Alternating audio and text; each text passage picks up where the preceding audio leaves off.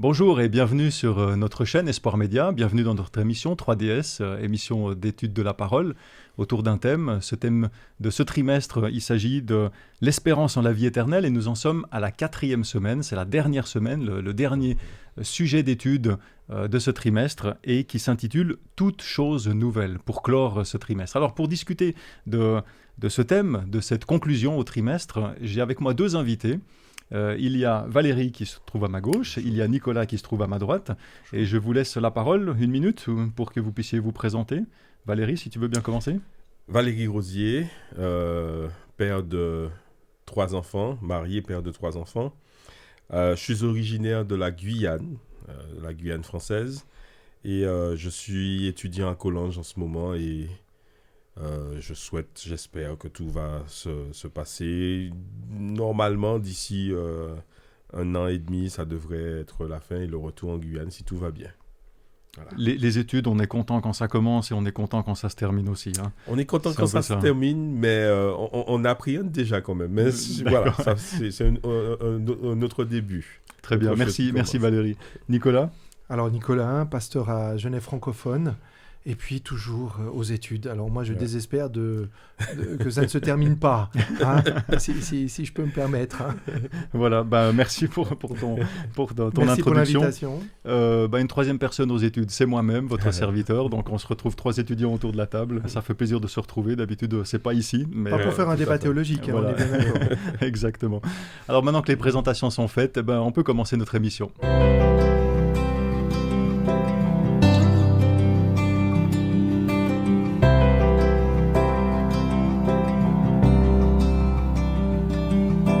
Pour commencer notre étude, j'aimerais d'abord vous poser une question. Est-ce que ça vous est déjà arrivé de commencer un travail, de commencer une tâche, de commencer un projet, et à un certain moment donné, vous vous êtes rendu compte que c'était pas terrible, ça le faisait pas, vous vous êtes dit non, ça marche pas comme ça. Est-ce que dans une situation comme ça, si ça vous est déjà arrivé, est-ce que vous avez tout recommencé à zéro, tout balayé pour refaire quelque chose ? Et est-ce qu'au final, si c'est le cas, est-ce que c'était la bonne décision, avec du recul maintenant ? Valérie, est-ce que tu penses à quelque chose comme ça que tu as vécu ? Oui, forcément. C'est déjà arrivé peut-être à plusieurs reprises. Mais j'ai une expérience en particulier. C'était pour une prédication que je devais présenter. Et je crois que c'était le vendredi soir où je suis arrivé et voilà, ça ne me... Donc la veille de prendre la parole. D'accord. Ça ne parlait pas. Ça ne parlait pas.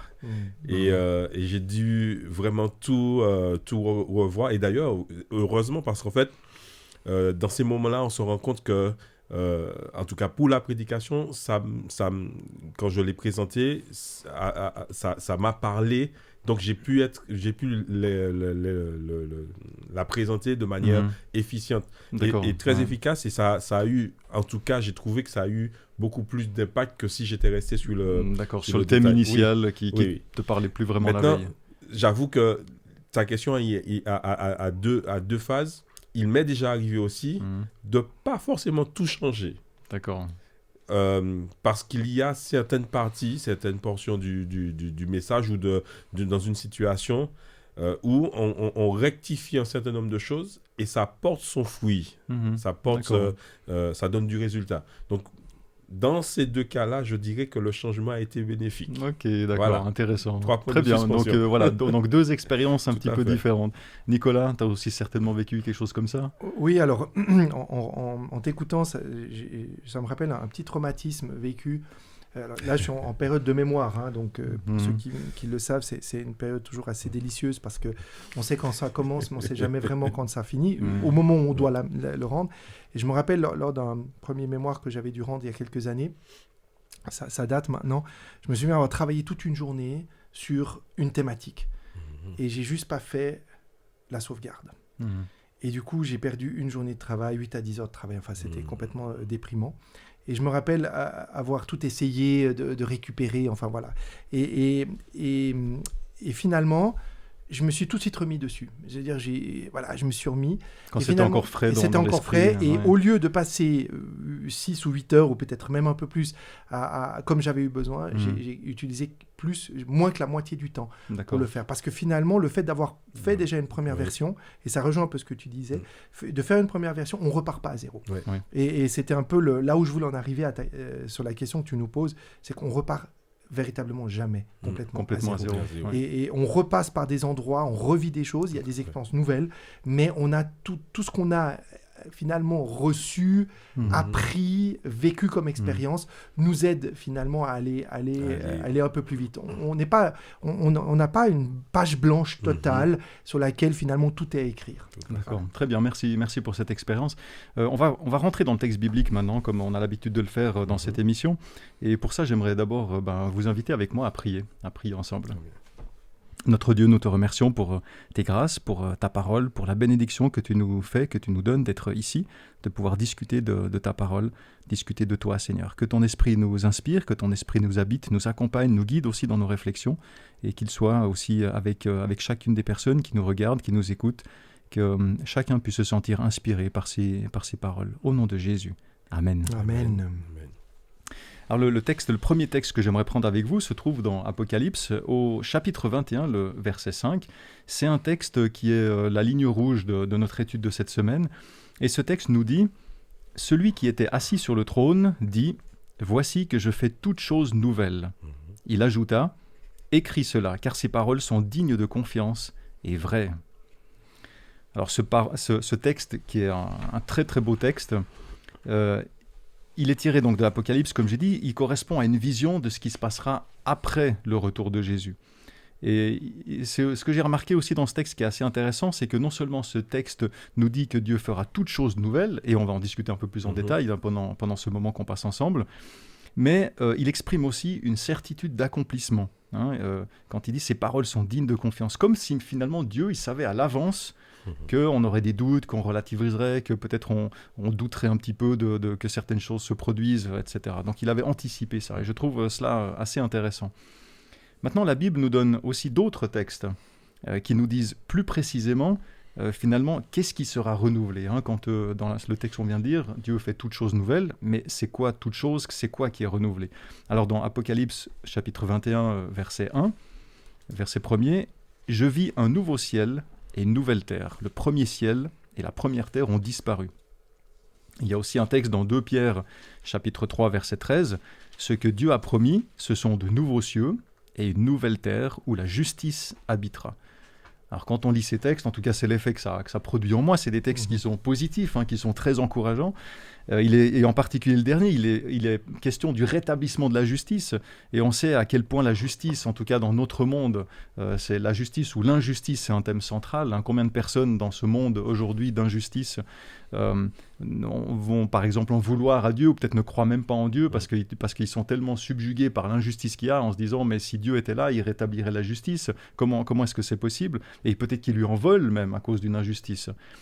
Et comment faire comprendre à tous ces gens qui réclament la justice, et nous aussi, en tant qu'êtres humains, on réclame la justice, on est sensible à ça, mais tous ces gens qui en veulent à Dieu, comment leur faire comprendre que c'est ce même Dieu qui promet de rétablir la justice, et que finalement c'est en lui qu'on a intérêt, qu'il faut placer notre espérance pour rétablir cette justice.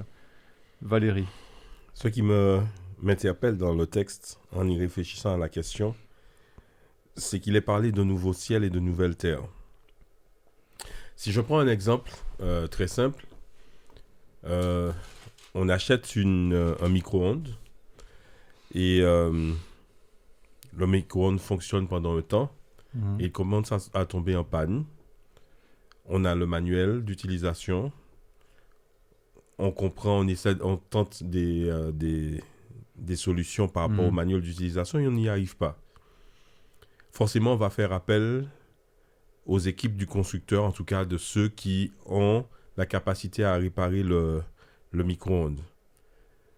Et ce qui est intéressant, c'est qu'à la fois ceux qui ont la main sur la réparation, mais aussi ceux qui ont rédigé le manuel d'utilisation savent comment faire. Pourquoi j'utilise cette idée-là? C'est parce que le texte me rappelle qu'il y a une création. Quand il est parlé de ciel, de terre, nouveau ciel, nouvelle terre, c'est qu'à l'origine, il y avait déjà un ancien, il y aurait déjà un ciel et une terre. Et donc, si je dois encourager quelqu'un à mieux comprendre qui est Dieu, c'est de lui rappeler que Dieu est créateur. Et que c'est lui qui sait très bien comment fonctionne sa création. Et que ce qui arrive aujourd'hui n'est pas du tout ce qu'il avait prévu pour sa création.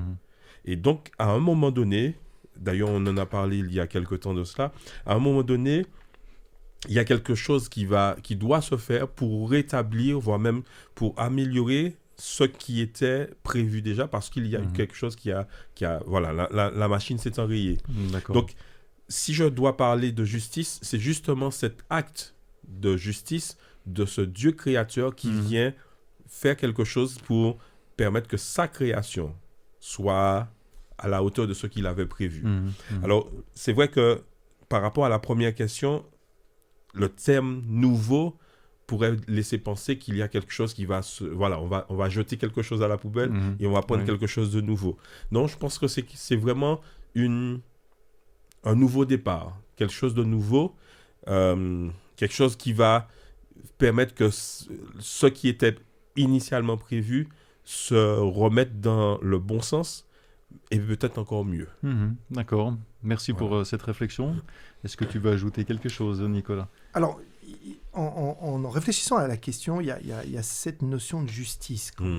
Tu as insisté, justice, absolument. injustice. Alors, je ne sais pas, vous, et peut-être ceux qui nous regardent, se posent aussi souvent la question, mais c'est quoi cette justice de Dieu finalement? Et pourquoi, dans la manière avec laquelle on l'aborde, finalement, ça va conditionner notre espérance. Je vais vraiment dans quelque chose qui m'interpelle régulièrement.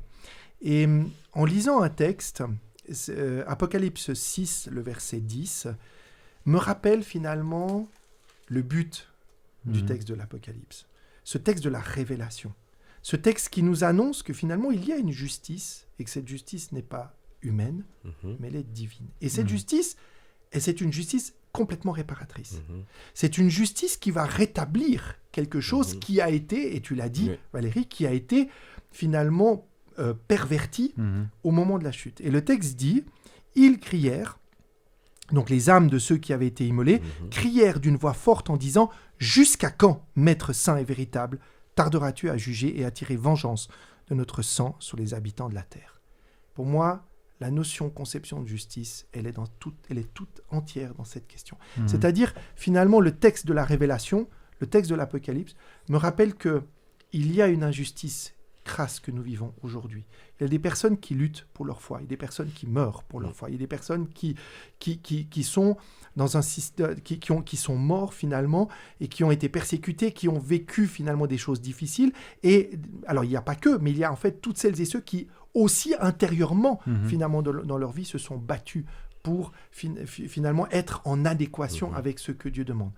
Et ceux-ci finalement, eh bien, le Christ va les réclamer. Va réclamer ça devant l'ennemi de Dieu en disant, et c'est ça que ceux qui aujourd'hui attendent cette réparation crient au Maître, à Jésus en disant, mais quand est-ce que tu vas enfin nous rétablir? Et ce cri, il est toujours valable aujourd'hui. Ce cri, quand le texte dit, même les pierres crieront. Il y a quelque chose de l'ordre de vraiment, toute la création est en train d'appeler à cette justice. Et cette justice, c'est pas une justice finalement de balance entre ce que j'ai fait de bien et de pas bien. Bien sûr que on est amené à être transformé, mais c'est quelque part, cette justice n'est pas au regard de ce que nous faisons, mais au regard de la promesse que Jésus nous a donnée. Et il me semble que toute la thématique que nous avons étudiée durant ce trimestre nous rappelle encore une fois, à changer notre regard. Et je ne veux pas anticiper sur la conclusion ni sur ce qu'on va discuter, mais clairement, si on garde à l'esprit que ce texte de l'Apocalypse est destiné à ceux qui étaient déjà emprisonné et persécuté, qui était déjà finalement esclave d'un système et du monde, et il criait à cette justice vers le Christ. Oui, et puis c'est intéressant, merci beaucoup pour cette intervention.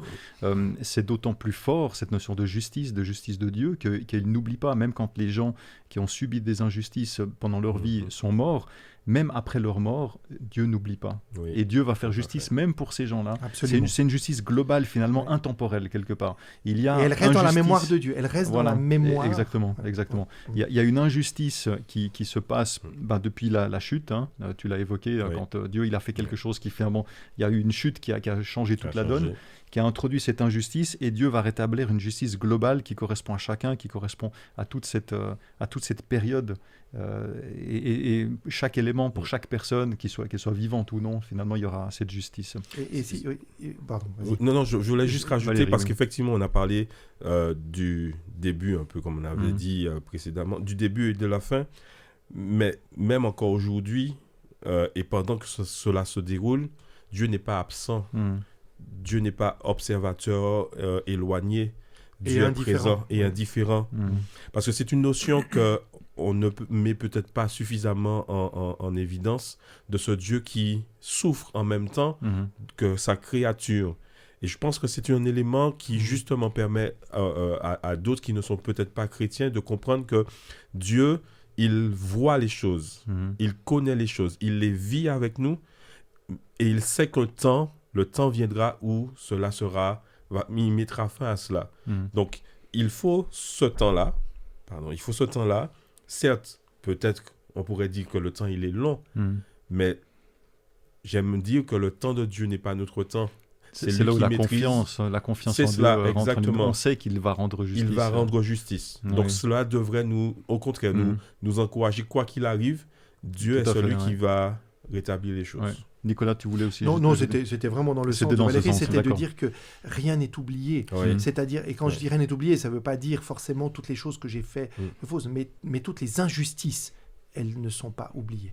Elles ne disparaissent pas, elles vivent quelque part, et elles attendent le moment finalement d'être révélées, d'être mis en lumière, et finalement de pouvoir revêtir, comme le texte le dit, une robe blanche qui est donnée. Et cette robe blanche, finalement, c'est cette robe de justice, c'est-à-dire qui vient recouvrir complètement, mais qui, en même temps, a complètement intégré ce qui a été vécu. Ouais.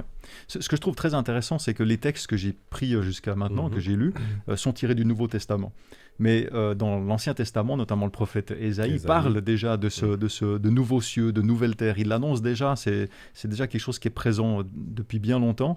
Dans Ésaïe 65, au verset 17 à 25, où il a écrit « Je crée de nouveaux cieux et une nouvelle terre. Réjouissez-vous et criez votre enthousiasme à cause de ce que je crée. » Alors, ce que j'aime beaucoup dans ce texte d'Ésaïe, c'est que ici, Ésaïe parle de joie, il parle d'allégresse, il n'y aura plus de pleurs, de détresse, et il continue avec toute une liste merveilleuse de choses pénibles, difficiles qu'on connaît aujourd'hui, et qui finalement n'existeront plus, qu'il n'y aura plus. Alors, c'est vrai que si on regarde notre monde aujourd'hui, il y a beaucoup de gens qui croient ou qui pensent que c'est l'humanité qui doit changer.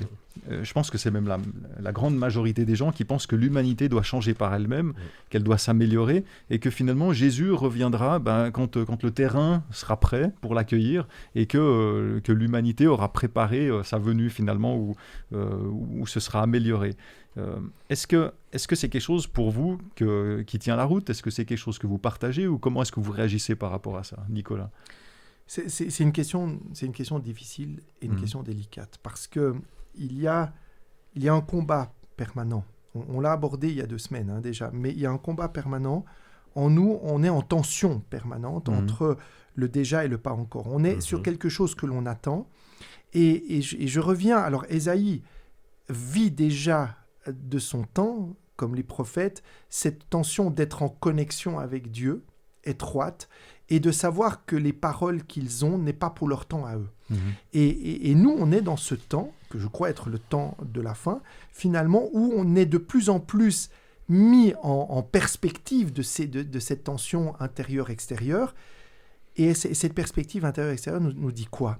Je prends juste un texte et je reviens, si tu permets, dans le Nouveau Testament, l'Apocalypse 3, verset 10, il dit « Parce que tu as gardé la parole de la persévérance en moi, je te garderai aussi à l'heure de ta tentation qui va venir sur le monde. Je trouve que la persévérance, cette notion de tenir bon, de tenir ferme, de vaincre. Alors vaincre non pas le mal, mais tout le doute qu'il y a en moi. C'est-à-dire toutes les peurs que je peux ériger. C'est-à-dire tout ce qui m'empêche de laisser la pleine place à Dieu dans ma vie. Et c'est parce que j'ai persévéré, non pas en fonction de mes propres forces, mais parce que j'ai persévéré dans la foi, la confiance et l'espérance.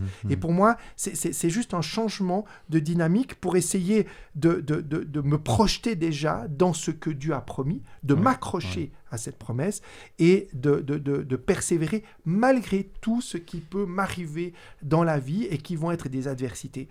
Et comme celles que chacun de nous peut rencontrer et qui n'attendent qu'une chose, parce que ça, c'est l'œuvre de l'ennemi, c'est que quand je tombe, je ne me relève pas. Ouais, d'accord. Il y a la notion, et c'est ce que la Bible nous invite à comprendre, l'homme peut tenter des choses, mais ces choses ne le sauvent pas. Et plus il va tenter des choses qui peut être des améliorations de sa condition de vie, et moins il aura ce sentiment d'être changé, transformé, d'être sauvé. Et je pense que c'est une des choses que la question nous invite à voir, c'est que l'humanité peut effectivement penser ou essayer d'améliorer sa condition. D'ailleurs, on a aujourd'hui la situation, on voit les résultats d'un certain nombre de recherches, de conditions de vie qui s'améliorent. Mais est-ce que pour autant, on est mieux qu'il y a 20 ans en dehors en termes d'humain? Non, on va forcément toujours, on meurt, l'homme continue à mourir. Qu'est-ce que je veux dire par là? Le texte de la Bible, Jean 3,16, on le connaît bien, c'est une vérité. Seul Dieu, seul Jésus sauve. Et dans cette vérité-là, je dois comprendre que je ne dois mon salut qu'à l'entité divine, qu'à Jésus. Et le salut, c'est quelque chose de global. C'est pas simplement améliorer ma condition, mais c'est vraiment me sortir, c'est un petit peu ce que l'étude veut nous inviter, toute chose nouvelle, mais vraiment une recréation totale de par rapport à ce que j'ai connu et ce que je vais être. Donc, c'est vraiment Jésus-Christ qui me donne cette opportunité-là. D'accord. Il n'y en a pas d'autre. Alors, ça m'amène à ma question suivante, finalement. C'est si Dieu promet de créer de nouveaux cieux, une nouvelle terre à cause du mal, on l'a dit au début, à cause du mal qui a été répandu, donc de refaire finalement ce pourquoi ça a été créé à l'origine, avant que le mal n'arrive. Et pourquoi est-ce qu'il n'a pas choisi finalement de détruire l'humanité et de la recréer? Pourquoi est-ce qu'il le fait avec les cieux et avec la terre, mais avec les humains, non, pas tout à fait. Qu'est-ce que tu penses? En fait, tu poses la question et en fait, je me rappelle de l'expérience que j'ai donnée au tout début où j'ai dit, j'ai pris le message et voilà, je suis reparti de zéro. Et j'ai bien aimé ce que Nicolas dit et je suis totalement d'accord. On part jamais de zéro. Et c'est peut-être ce sur quoi je me base pour dire, Dieu ne va pas repartir de zéro. Parce qu'à l'origine, il a dit que la création était bonne. En fait, ce n'est pas la création le problème, c'est ce qui est venu après. Et donc, c'est ce dont il va se débarrasser et qui va donner la condition à l'homme de se retrouver dans un cheminement meilleur, quelque chose de meilleur. Et donc, ce n'est pas l'homme qui pose problème à Dieu. Ce n'est pas l'homme qui pose problème, mais c'est le choix de l'homme. Oui, d'accord. Maintenant, si je suis dans le plan, si je suis le plan de Dieu, j'entre dans ce cheminement et alors je rentre dans la perspective qu'il m'offre de pouvoir d'obtenir la vie éternelle. Mais mes choix aussi de ne pas l'accepter, c'est de dire aujourd'hui, je suis bien comme je suis. Mais qu'est-ce que je suis aujourd'hui? Je suis un homme pécheur voué à la mort. Merci. Nicolas, tu veux ajouter quelque chose? Il y a quelque chose de très fort dans le message que Jésus nous adresse.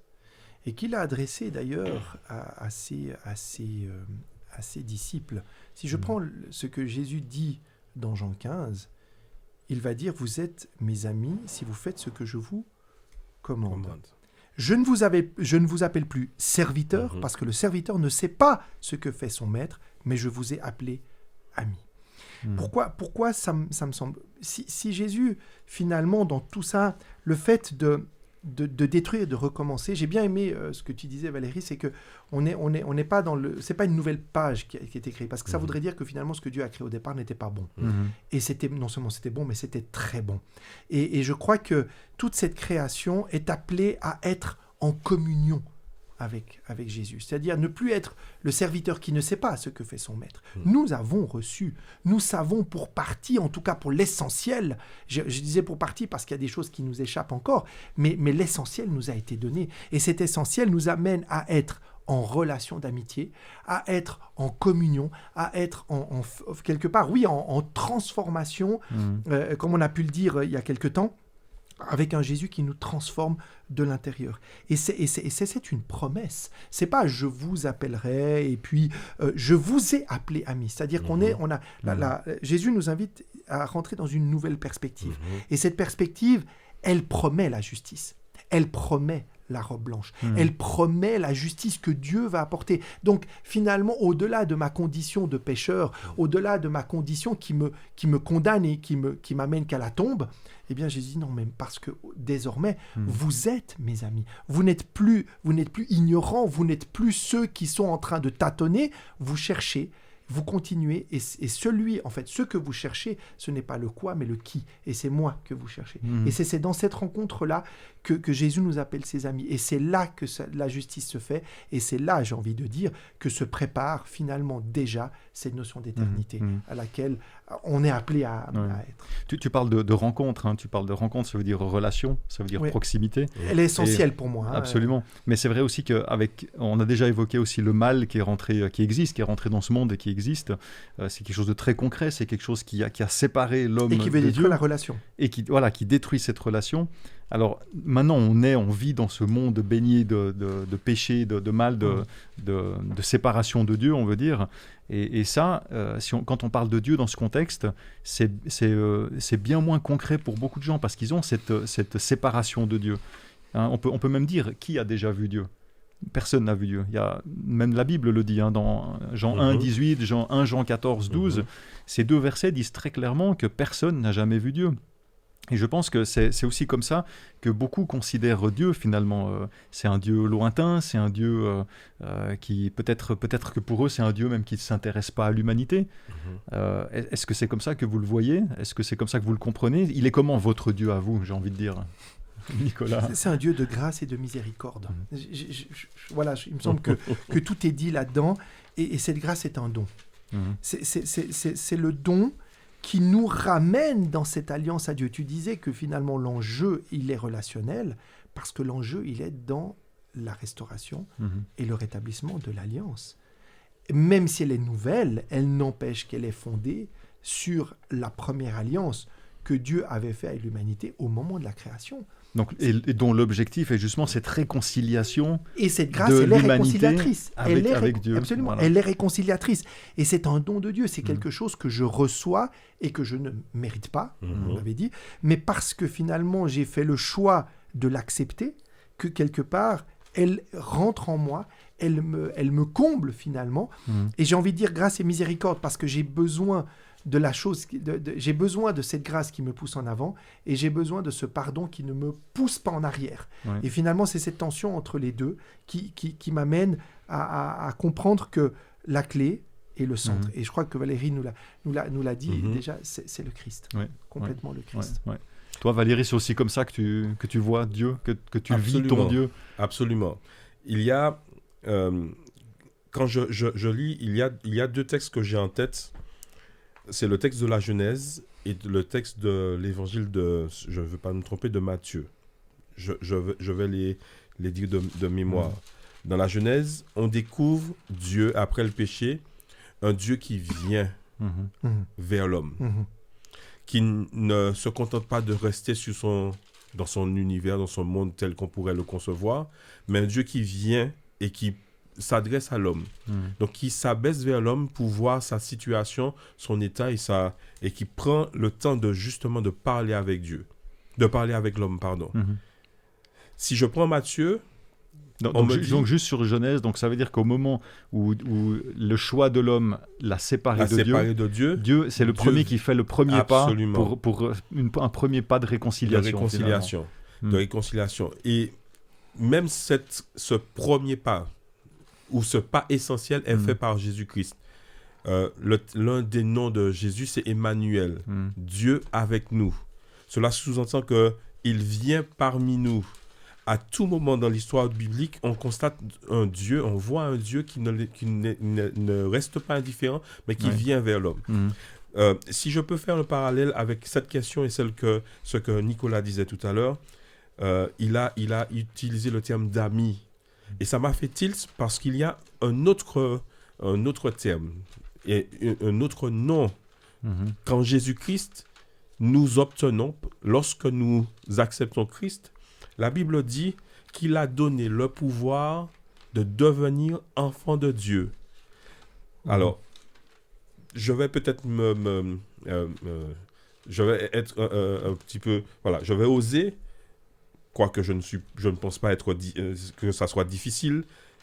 Avant, j'étais créature.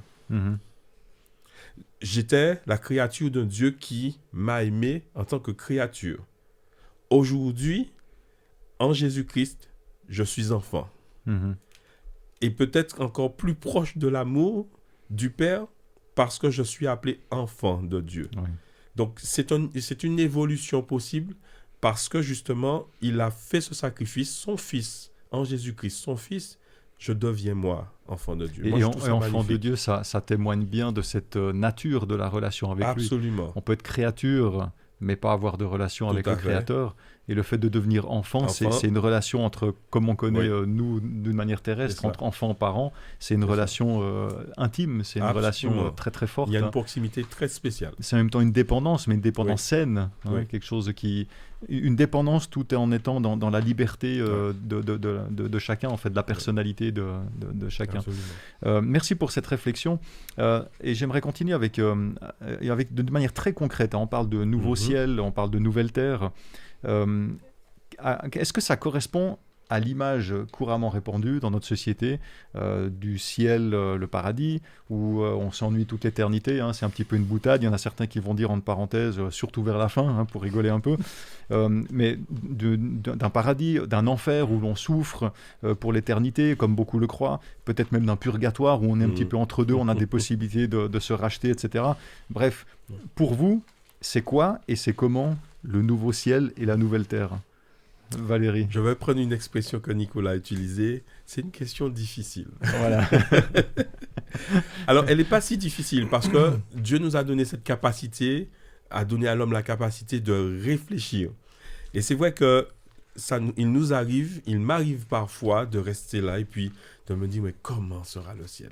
Alors, la Bible nous donne des éléments, mais il ajoute après que ce sont des choses que l'œil n'a point vues et que l'oreille n'a point entendues et qui ne sont point montées dans le cœur de l'homme. Cela sous-entend que, oui, vous pouvez rêver, vous pouvez imaginer, mais tout ce que vous pouvez imaginer de meilleur, sachez que ce sera encore meilleur. Bien meilleur. Ouais. Voilà. Donc, allez, je vais rester dans cette phase, dans cette sphère humaine. J'avoue que j'imagine un ciel où tout est beau, où tout est bon et bien, où il n'y a absence de mal, mais l'Apocalypse le dit, le mal disparaîtra, il n'y aura plus ni deuil, ni cri, ni douleur, et ces choses-là seront anéanties. Donc c'est quelque chose qui me... Voilà, un idéal où tout est parfait. C'est marrant parce que ce que tu dis, j'adore parfaitement, je suis parfaitement d'accord avec toi. Ce que je veux dire, c'est que ça fait vraiment écho à ce qu'on a dit tout à l'heure au moment de la création. Ce que voulait Dieu à l'origine, avant l'introduction du péché. Et c'est exactement les termes que tu as utilisés. C'était bon, c'était beau, il y avait une relation parfaite, c'était vraiment un endroit... Alors nous, on connaît ça de la Bible, on sait que c'était comme ça avant.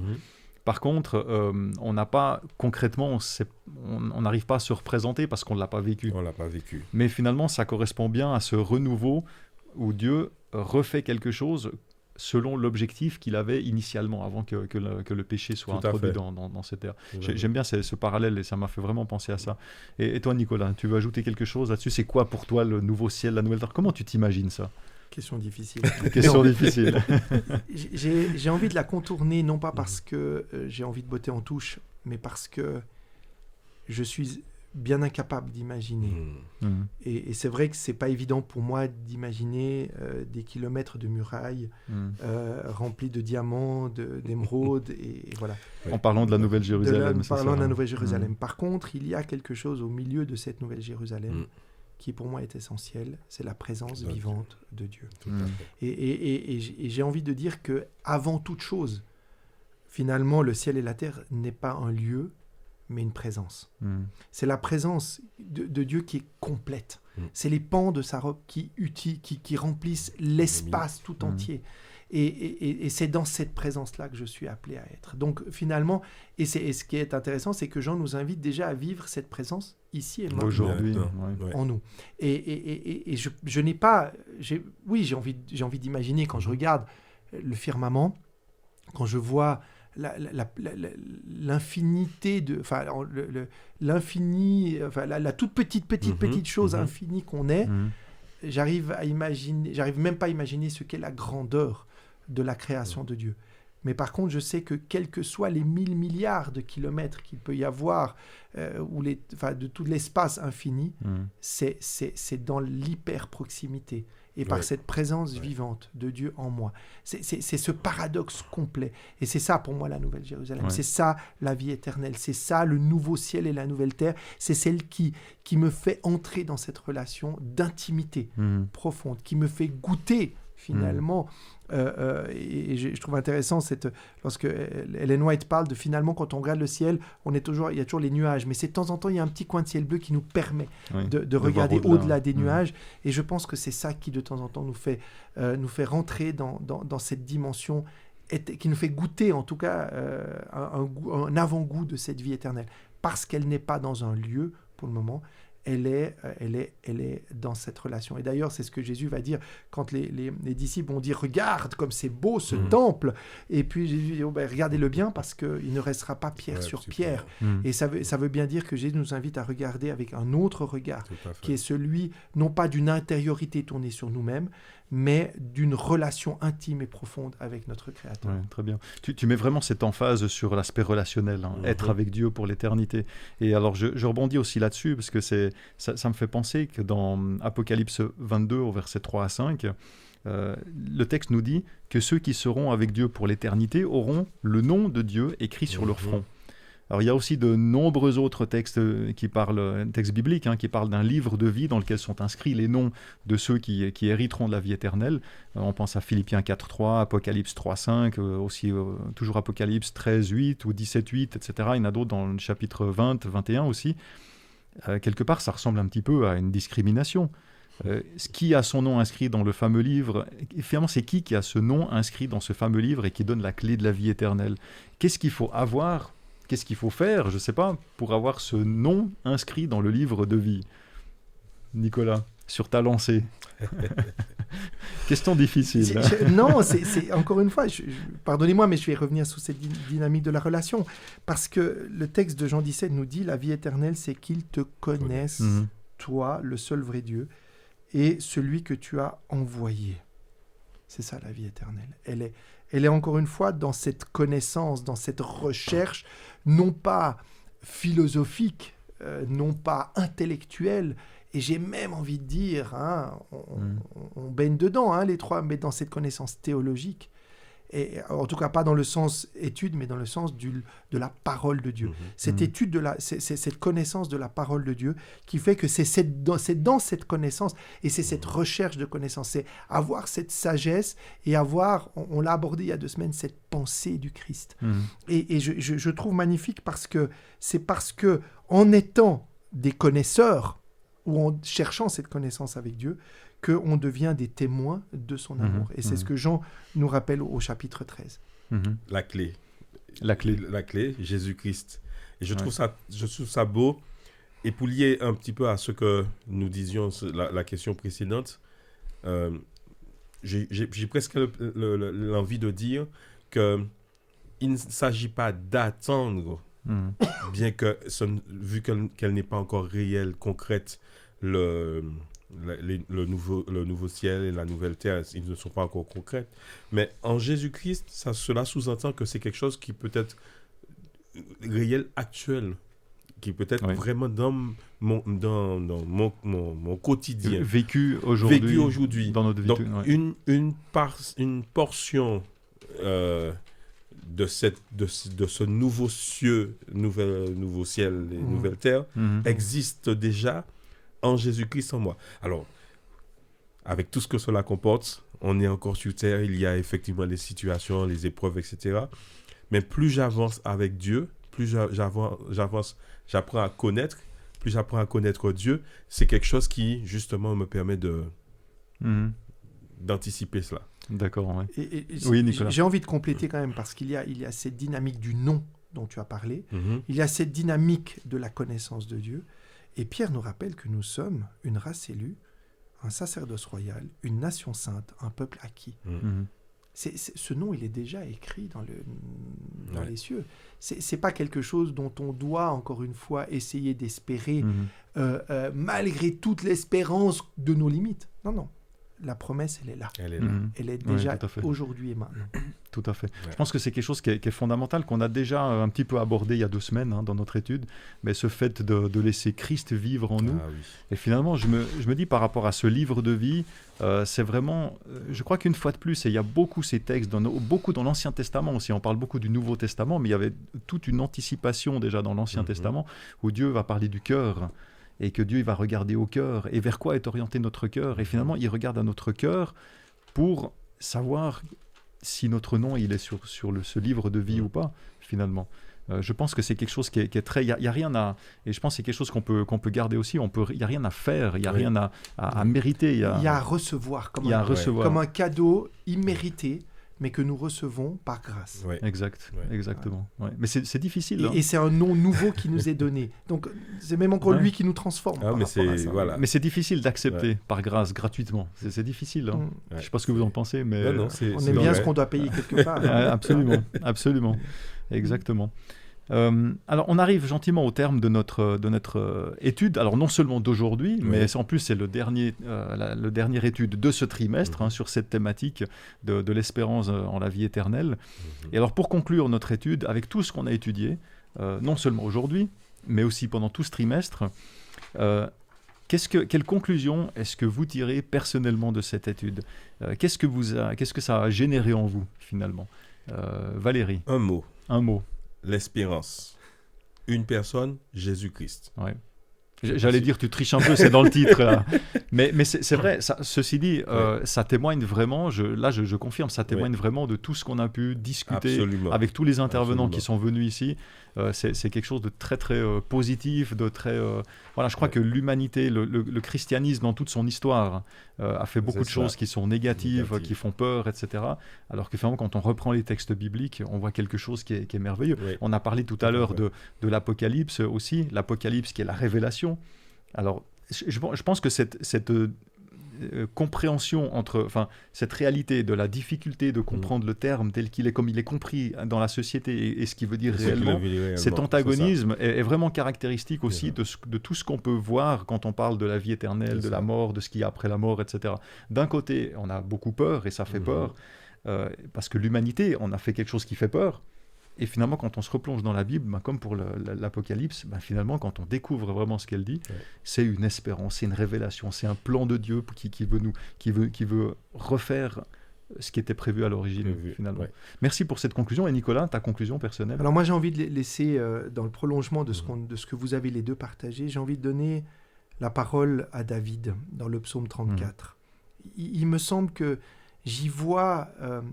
alors, c'est un psaume louange après la délivrance. Mais j'y vois un cri du cœur auquel Dieu répond. Permettez-moi de lire. « J'ai cherché l'Éternel et il m'a répondu. Il m'a délivré de toutes mes frayeurs. Quand on tourne vers lui les regards, on est rayonnant de joie. Ouais. Et le visage ne se couvre pas de honte. Quand un malheureux crie, l'Éternel entend et il le sauve de toutes ses détresses. L'ange de l'Éternel campe autour de ceux qui le craignent et il les arrache au danger. Et le verset 9 que je trouve là, la cerise sur le gâteau, si vous me passez l'expression, sentez et voyez combien l'Éternel est bon. Goûtez à la bonté, à la miséricorde, à la bienveillance de l'Éternel. Ouais. Et si l'espérance est en nous, l'espérance, c'est pas ce que nous voyons, c'est ce que nous ressentons. C'est ce qui habite en nous par la présence vivante de Dieu. Et c'est goûter à l'éternité, goûter à l'éternel et goûter à l'éternité, pour moi, c'est deux choses qui se vivent déjà maintenant. L'Éternel entend, l'Éternel va rendre justice. L'Éternel va finalement rétablir toute chose selon son plan. Mais ce qu'il sait, c'est qu'aujourd'hui, et j'ai bien aimé quand tu as dit ça, et ça me parle, l'Éternel est avec nous aujourd'hui, maintenant, dans nos détresses, dans nos souffrances, dans tout ce que nous vivons aujourd'hui, dans un monde dont peut-être on a perdu le sens. Mais aujourd'hui, goûtez et voyez combien l'Éternel est bon. Très bien. Merci beaucoup pour cette parole. Merci pour vos réflexions, pour toutes ces interventions que vous avez faites. Ça me fait très plaisir d'avoir partagé ce moment avec vous. Ça me fait très plaisir aussi d'avoir partagé ce moment avec vous qui nous écoutez. Et je retiens cette parole de goûter Dieu. Je souhaite aussi que chacun d'entre vous puissiez aussi goûter Dieu si vous ne l'avez pas déjà goûté. Peut-être essayer de vous rapprocher de lui, de prier, de vraiment le laisser travailler en vous pour que vous puissiez goûter ce Dieu et cette espérance. On arrive donc, comme je le disais, au terme de cette étude de ce trimestre. Si vous avez apprécié ces émissions, n'hésitez pas à les partager. Vous avez aussi la possibilité de nous faire un don, et vous savez à quel point c'est important pour nous. Et vous avez aussi la possibilité de vous abonner pour notamment recevoir des notifications pour les prochaines émissions. Et la semaine prochaine, on commencera donc un nouveau trimestre avec une nouvelle thématique sur la gestion chrétienne de la vie que l'on va aborder pendant tout le trimestre prochain. Il y a eu une émission qui a déjà eu lieu, un atelier, une sorte d'introduction en fait à ce nouveau trimestre, à cette nouvelle thématique. Si vous n'avez pas pu la regarder en direct ou que vous ne l'avez pas encore vue, vous avez encore la possibilité de la regarder et vous avez le lien qui s'inscrit maintenant sur votre écran. Voilà, il ne me reste plus qu'à vous remercier encore pour votre attention, pour votre participation, votre fidélité et vous dire à la semaine prochaine. Au revoir.